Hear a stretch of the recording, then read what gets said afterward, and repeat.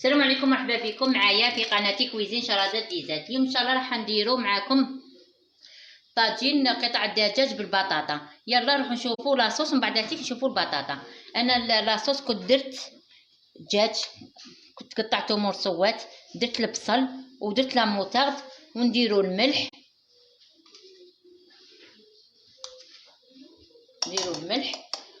وكنت درت تابل دجاج وكركم وراس الحانوت هامليك.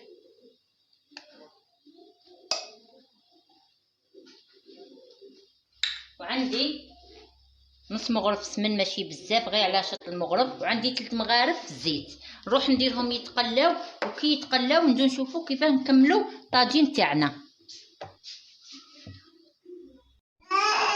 هاني وليت لكم بعد ما تقلى الطاجين تاعي. دوكا هاديك نروح نمرقو، ما نمرقوش بزاف باش ما يطيب لنا غير الدجاج.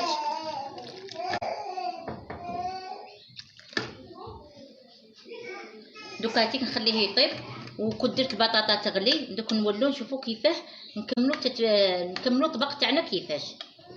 انا رجعت لكم باش نكملوا الطبق تاعنا. كنت انا قطعت البطاطا، هاي كيفاش قطعتها، شويه خشينه ودرتها تغلي، درت لها شويه ملح، غلات مع الملح، ودرت لها دوكاتيك نفس التوابل اللي درتهم في الطنجره تاعي، درتهم هنايا شويه كركم، شويه راس الحانوت، وشويه تابل دجاج، وزدت لهم شويه ملح خاطر ما كثرتش الملح في الماء.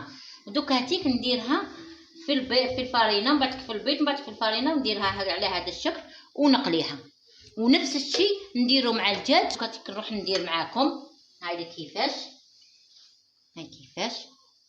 من بعد هاتيك نديرو في البيض،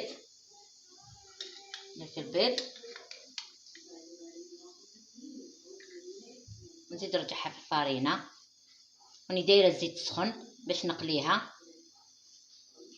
والدجاج تاعي الثاني كي يطيب نديرلو نفس الشيء كيما ندير البطاطا، ونخلي لاصوص تاعي تاع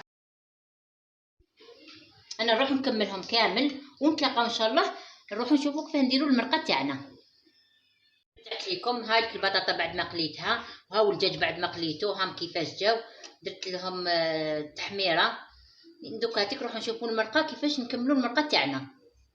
رجعت لكم هاي المرقه اللي طاب فيها الدجاج، هاي ليك. وعندي ياغورت ناتور ندير نص باطه باسكو المرقه ماشي بزاف، هاي ليك. ونخليها تغلي شويه ونولو نشوفوا الطابق تاعنا حاضر.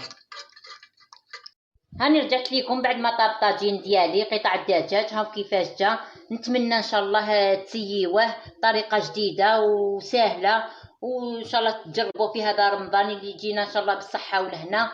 وان شاء الله نتلاقاو في فيديو جديد في وصفات جديد. الى اللقاء، مع السلامه.